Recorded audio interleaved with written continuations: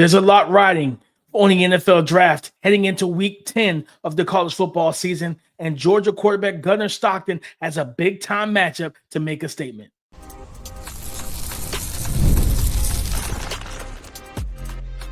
You are Locked On NFL Draft, your daily podcast covering the NFL Draft. Part of the Locked On Podcast Network, your team every day. Welcome back to the Locked On NFL Draft Podcast, your daily podcast covering your favorite draft prospects, part of the Locked On Podcast Network, your team every day. I'm your boy, Damian Parson. I'm an NFL draft analyst with Bleacher Report. That's my guy, Keith Sanchez. He's a director of scouting with the Draft Network and 2019 national champion with those LSU Tigers. And as always, thank you for making Locked On NFL Draft your first listen today and everyday shot for being our everyday. This is week 10 of college football. We're going to preview the action for the 2026 NFL Draft, offensive statement makers, defensive statement makers, and it's time to wake up for those sleepers that you need to watch for the draft in week 10. But before we get into all of that, this episode is brought to you by Mazda. Like our players, we sweat every detail because when you make every move count, pulling off the unexpected is only the beginning. Stay tuned later for highlights in this week's Moving the Game Forward, Mazda Move and Be Moved. Keith, I go to, when I think about statement makers, and I think about some of these games that we're going to watch, I look at, for Georgia, man, I think Georgia that's a game, that's a situation I'm looking at. I really like their quarterback from what I've seen. Gunner Stockton, Keith. I look at Gunner Stockton, and they're playing Florida. They're on the road, and one thing we've known, Keith, Florida's defense is legit. They have given a lot of quarterbacks a lot of hell this year. And for me, I look at Gunner Stockton, and I'm gonna throw out I'm gonna let you know a comp that I kind of landed on with Gunner Stockton. He's listed at 6'1", 215, and he's a mobile quarterback, good arm, all of that. Keith, he reminds me of Sam Howell. I think he might be more athletic than Sam Howell was coming out. Sam had a little bit more of a power, a little bit more power to the arm. Sam and everything.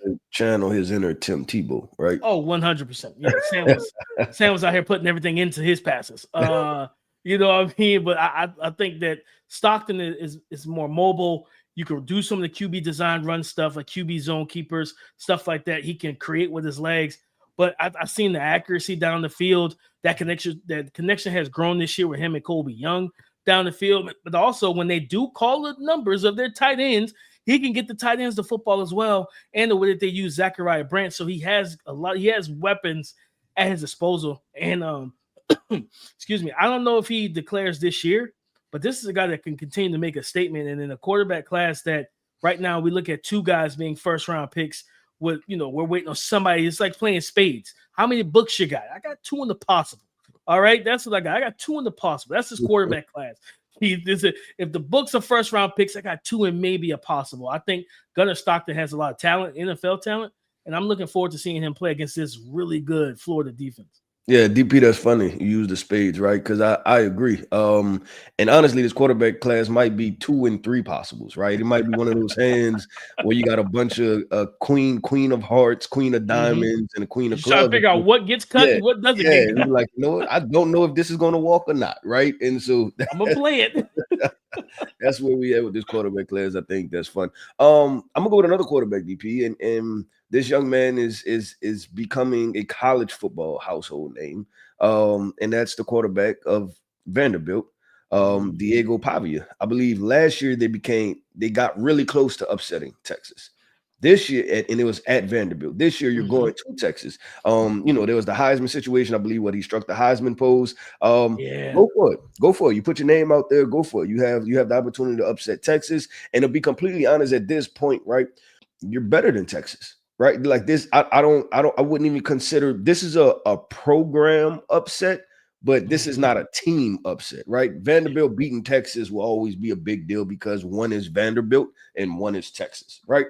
But for the 2025 college football season, should be almost an expectation because Vanderbilt has been playing better football against the top tier opponent. So I'm looking at Diego Pavia, man, to show up and show out as an offensive statement maker. Go make some plays, right? And you've already had a couple challenges, right? You had the You had the game against Alabama, right, where you had to go to Alabama, came up short. He didn't play great. Then you had the game against LSU where you played well enough to win that football game. So I'm looking at Diego Pavia as one of my offensive statement makers.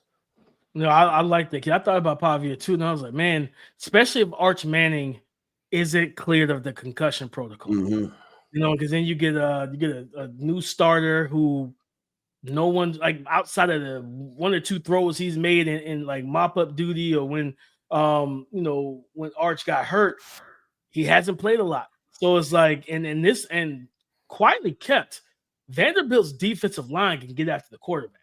They'll pressure you. Like I remember when they played Bama, they were getting back there to Ty Simpson a couple times. Like, you know what I mean? So they know how to rush the passer, they know how to collapse the pocket. And I'd rather Arch Manning be back there than a quarterback who hasn't played and started all season. And if that's the case, yeah, Vanderbilt might walk out of this game because is it on the road? Is it in Texas? Yeah, it's at Texas. Yep, it's at Texas. So yeah, I mean, I think this is a great opportunity for Vanderbilt to just at the end of the day continue to stack wins and make their case for the CFP and everything like that. After the season, after the championship games, Keith. But go ahead. No, I was going to say I have another one, and it's kind of a quarterback duel to pay attention to. John Mateer in Oklahoma versus Tennessee with Joey Aguilar. And Joey Aguilar is a guy that's kind of quickly elevating, right? We know he's a transfer before the season, and he's kind of taking a hold of this Tennessee offense.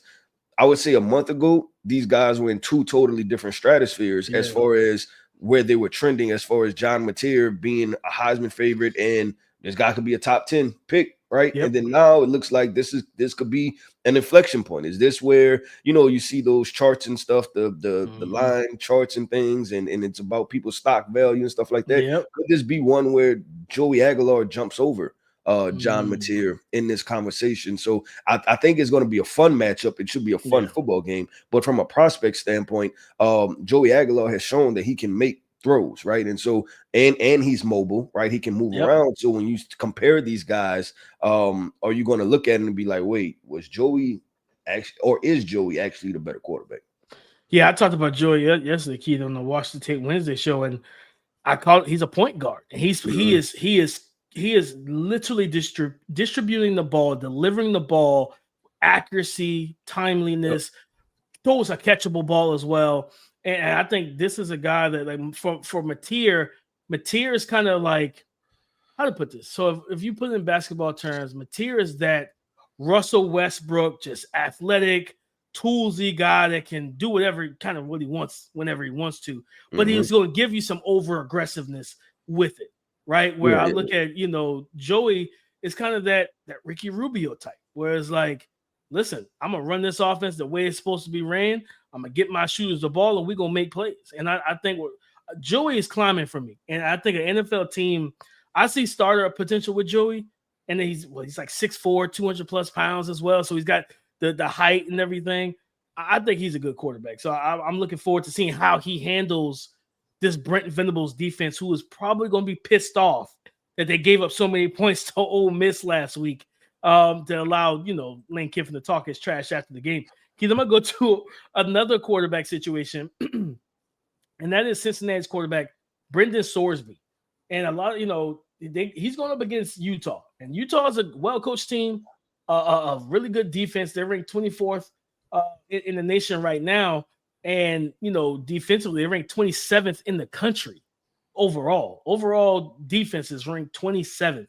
So for me, I look at Sorsby. He's 6'3", 230 pounds. I like the arm talent. He's mobile. If he's good, if he's healthy, as long as he's cleared to go, I think this young man can have himself a big day and everything. So definitely keep my eyes out on Brendan Sorsby. But Keith, I'm gonna jump to a running back real quick. I'm gonna say this, Keith.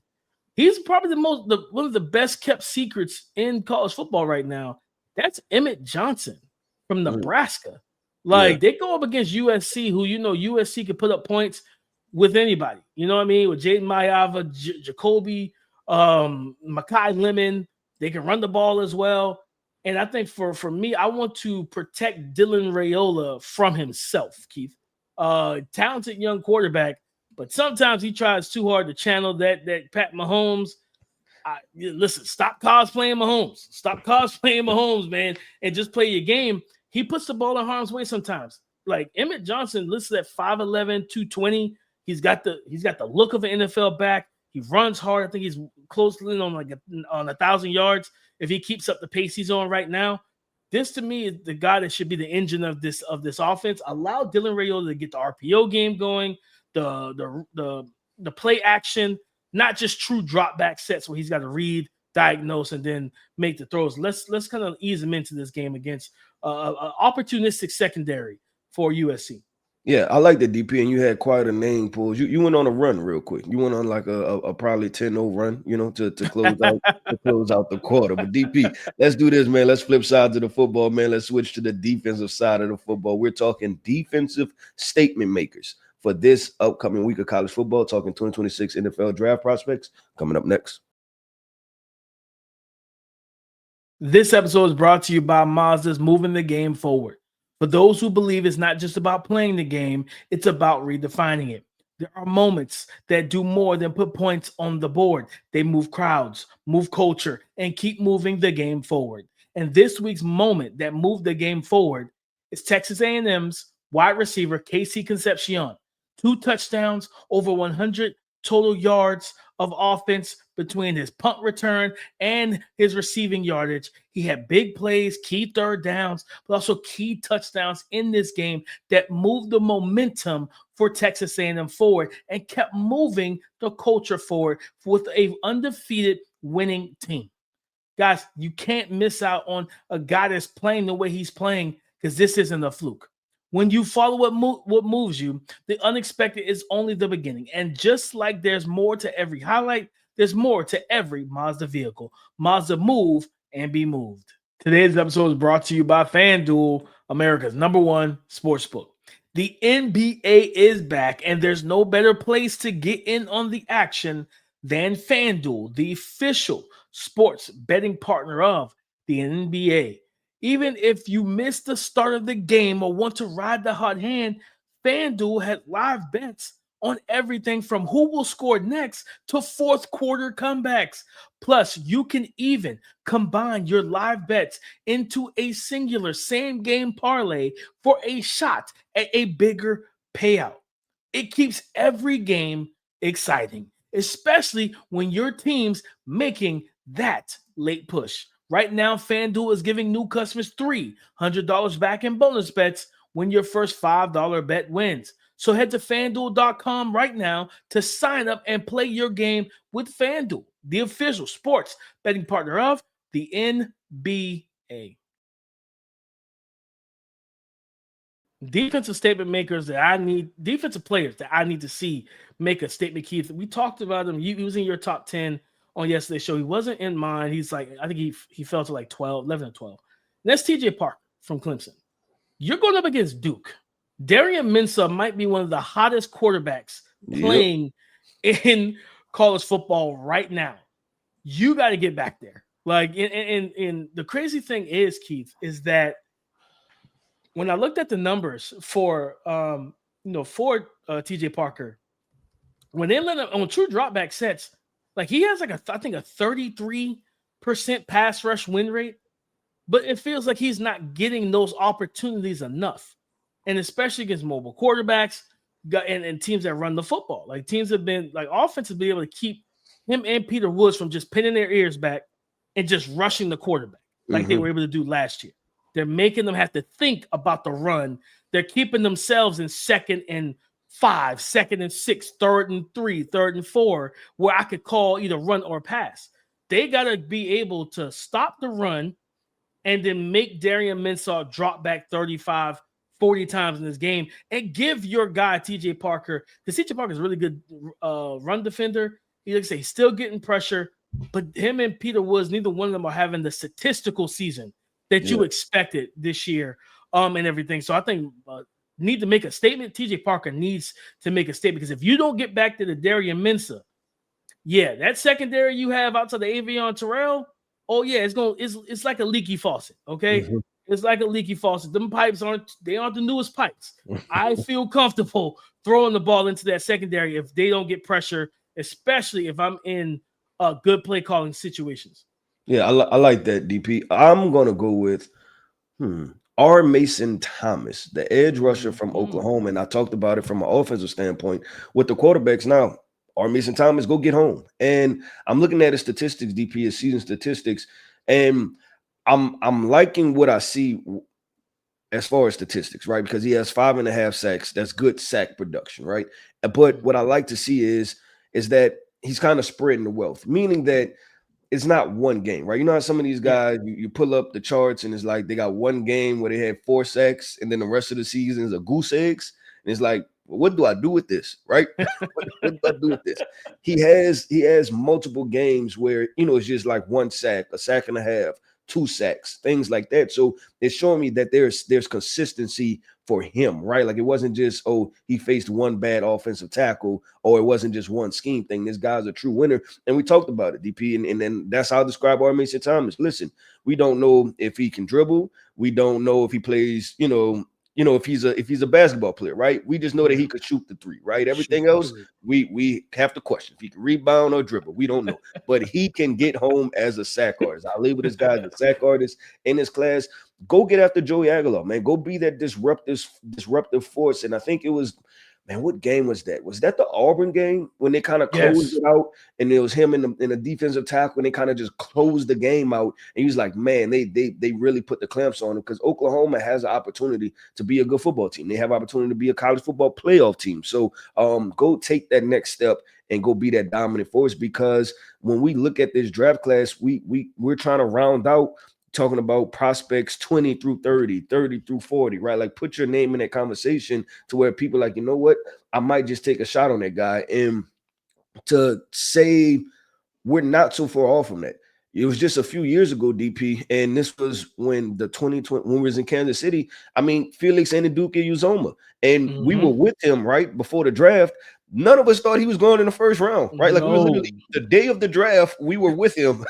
None of us thought he was going in the first round, and then the first round comes, and we like, wait, that's the guy that was just here a couple minutes ago. So, I think you have opportunity to put your name in the conversation, because the back of the first round, could be all over the place. 100%. And I think with that situation, Keith, is like Joey Aguilar and that offense, they run the ball sometimes, but they're not consistent with the play call and run the ball. So R. Mason Thomas, you're going to have your shot. You're going to have your opportunity to catch that 3 late in the game and different things like that. And Keith, I stick with the Oklahoma defense. I go to their safety, Peyton Bowen. And the reason why, because their corners, I think they're 2 starting outside corners. One's a true freshman, I believe. The other one's a true sophomore. So you have to dealing with freshman, that's 5. I think he's a freshman or sophomore, 5-star wide receiver, Mike Matthews. And then you got to deal with Chris Brazzell. And last week against Kentucky, Joey Aguilar and Chris Brazzell connected on multiple deep throws, explosive plays. Listen, if you're Oklahoma, I don't think you want to give these young guys and put them on islands one-on-one with Chris Brazzell at 6'5", 200 pounds, who's probably going to run sub 4.4, or at worst 4.4, 4.44, 4.45 with his stride length and things of that nature. Peyton Bowen staying over the top is going to be pivotal, because if you leave a young guy that probably can't, because one thing when you watch Tennessee's offense after the Georgia game, you start seeing defensive backs like, I'm going to give you a little bit of cushion, big fella. I'm not going to sit up there and get on the line of scrimmage. And even then, he still strides by you. If you're not athletic enough, or if you're not twitchy enough to flip your hips and run with them, you don't make contact. Like Chris Brazzell does a good job clubbing the hand and staying keeping his stride. Those safeties, like I want to see how aggressive this defense is going to be with Brent Venables. Are you going to send pressure? Are you going to send the house? Are you going to try to get after Joey Aguilar? Because he does struggle at times when you do get pressure in the backfield. But there's a cost to that, right? There's a cost to that. If you send pressure but don't get home, and you leave Chris Brazzell one-on-one, that's going to be a big thing for me, Keith. But I want to go to another defender real quick. Texas. You talked about Diego Pavia, a guy that I think is going to have to really mirror him. Anthony Hill Jr., the linebacker from Texas. Yeah, Not to cut you off, just No, you're good. real quick. He has become a forgotten name, Mm-hmm. right? In a talented linebacker class, he's kind of become a forgotten name. And kid, the crazy thing about it is, I remember in the summer, like when we talked about him and did the summer scouting series, I said, "Tell me who you are as a prospect." Yeah. That was my request. I had one request for Anthony Hill Jr. Did he tell Tell you? me, no, he's not. I am still, I am still flabbergasted and trying to figure out what is he like. You know what I mean? I thought he was going to rush the passer more. You remember I talked about? I said, man, he could be this year's Jihad Campbell. Because I remember you saying that, and then it might have been a month, maybe 2 months later, I went and wrote his report. And then I remember, like, you just hear voices in the back of your head. I just heard your voice was like, "Tell me who you are," and I was just like I don't know, because I don't know. Like, what are your strengths? I feel like he's a better pass rusher than true edge than true linebacker. And in this game with Diego Pavia, you're not playing some quarterback that's just trying to drop back and just slice and dice you with his arm. He's going to do everything he can to lead his team to victory. Mm-hmm. And there's a linebacker playing on the second level. We saw it in the Bama game with Deontay Lawson and those guys. Being aware that, hey, I'm going to have to trigger downhill. I'm going to have to read him. I might have to spy him, keep him in the pocket. And if he breaks contain, I need to be there to be able to stop him and slow him down. And don't let him convert those 3rd and 5s, 3rd and 7s with his legs. Make him throw the ball more consistently throughout this game. And trust my secondary. Anthony Hill needs to be able to do that, but also, like, I don't know who the defense coordinator is at Texas. If you get him in a 3rd and longs, let Anthony Hill rush too. Like, let's get some pass rush. I felt like that was his best trait last year. You walk him down the edge, and I'm like, man, like, this dude got some reps as a pass rusher. I'm like, you might actually be a better edge rusher than linebacker. And I still feel that way. But you got to show me something before the season is over, because right now, I still got the question of who you are. Yeah, no, I'm gonna go with one guy real quick, DP. In the common theme of potential forgotten names, Penn State plays Ohio State. That means AJ Harris, you up, big dog. You are up. In the name, and I don't know why this has been a common theme since I've been in NFL draft spaces, where before the season starts, there's always like a top 10 corner for Penn State, right? Like, it was Kalen King, it was Joey Porter, it was another name, right? And then when the season starts, and then it goes the other direction. I don't know why that's a thing. I don't know why it's Penn States and corners that's always locked in as they got a top 10 pick at corner. But in all serious, AJ Harris, we talk about this. This cornerback class is still not wide open, right? Mansour Delane, he's took the torch and he's running with, hey, I'm the best corner in this class. Okay, but cornerback 2, 3, 4, and 5 is still a conversation. The measurables are there. You're 6'1", 195 pounds, right? Athletic, good filled out frame. Go make some plays. You have Jeremiah Smith. You have Cornell Tate. Go lock those guys up. Go get a couple PBUs. Go get your hands on the football. This is a huge resume game for you, because both of those guys that you are facing are projected. Jeremiah Smith is probably next year's class will be projected maybe the best player in the entire class. Then Cornell Tate is right now flirting with the first round conversation, right? So go lock those guys up. Go do your part. What happens on the rest of the football field, the rest of the defense, who knows? Not your problem. The offense does. You're just not in that phase right now, my brother. Right? So I just want you to play well, because I want the conversation, and you talking about, like I said, the common theme, even with Anthony Hill, almost becoming a forgotten name in this conversation. So wanted to definitely throw that out. But DP, we went offensive statement makers. We went defensive statement makers. You know what we like to do, man. Sleepers to watch, right? Those prospects that are flying under the radar a little bit, but will definitely have an impact in this weekend's college football slate of games. Let's talk about those guys coming up next. Let's be real. Making excuses doesn't solve anything. We've all heard them before. It's just stress, I'm tired, or it happens to everyone sometimes. But when it comes to performance, sometimes your body just needs a little extra support, a little extra help, and a boost. And that's where Rougit comes in. Rougit.com offers fast-acting, doctor-prescribed treatments for ED designed to help you stop making excuses and start making moves. If prescribed, your treatment ships discreetly straight to your door. The process is fast, simple, and private, and it's all handled by real doctors. Visit Rougit.com/LockedOnNFL to get 15% off your first order. That's Rougit.com/LockedOnNFL. Rougit, RUGIET.com/LockedOnNFL. Don't forget to use our code LockedOnNFL so they know we sent you. Rougit, stop making excuses and start making moves.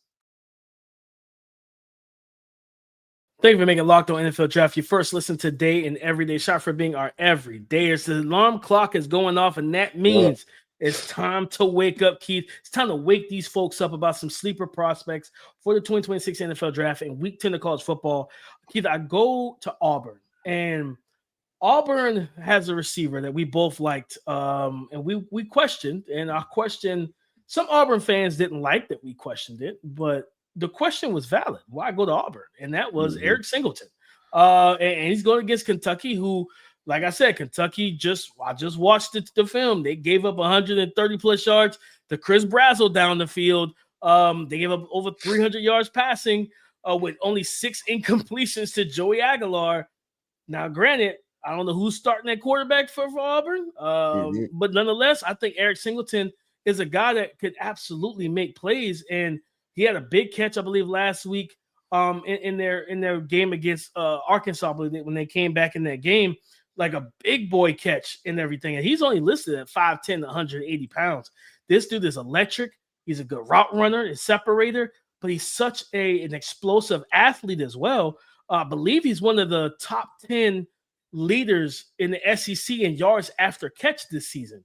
So, like, this young man is a playmaker, Keith. Like, he makes plays with the football in his hands. And I think for me, it's just, if I'm Auburn, I want to get the ball in his hands as much as possible. And I want to take advantage. I want to attack this secondary. And I feel like he's a receiver because he's got one more year of eligibility, right? Because he's a true junior. But if he came out, I mean, this is a really talented wide receiver class. If he came out there, like, he has that kind of, not saying Malik Neighbors, but how we see him, Malik Neighbors and Zay Flowers and Jordan Addisons and those type of guys, just athletic, might be a little bit leaner frames, but those guys that can make you miss, they go up and play the ball, different things like that. I really like the skill set of Eric Singleton Jr. I just hope that that they can get a quarterback in there that can get him and Cam Coleman. I think Cam Coleman is actually nursing an injury this week. So they're not sure if he's, from number one, if he's going to be 100% healthy on tomorrow, but if he plays, and if he doesn't play, or if he's just kind of a decoy, I think this could set Eric Singleton up for a big time game, 8 to 10 targets in this game. Yeah, I like that. And I like what I've seen from Eric Singleton, just from an explosive standpoint, right? Like the electricity is real. It's not like like when you talk about a slot wide receiver, it's not that he's shifty and, he plays with high IQ. No, the guy's speed is electric, right? Like he's a guy that's going to scare defenders. When they're playing 7-10 yards off and they're sitting there, it's like they're going to be in retreat, right? Like he forces cornerbacks to get in bail. In their bail technique, right? Like that's him. So I like that call out. DP, I'm gonna go with 2 names real quick. One, you mentioned them already. Duke quarterback Damian Minso. This is fun. We kind of talked about it with the Vanderbilt and Texas game.